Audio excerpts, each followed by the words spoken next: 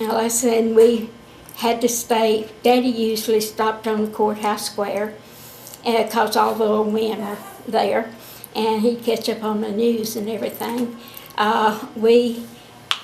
He couldn't drive. He had hearing problems, so he couldn't driver's license.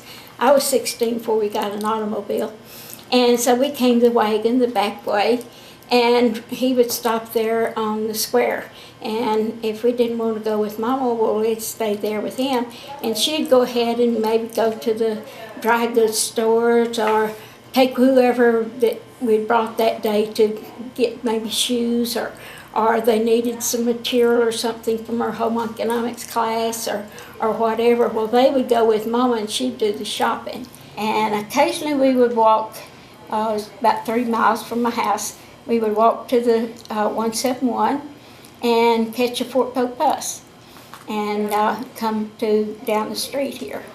And of course they had every storage, just like they were sort of built together. They were so close together, all the way from down here all the way to the other end of Main Street. And so it was very busy.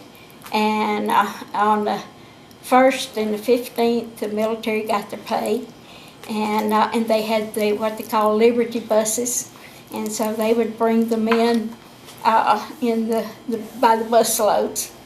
And also, my dad had worked out at Fort Polk until 1961, and also we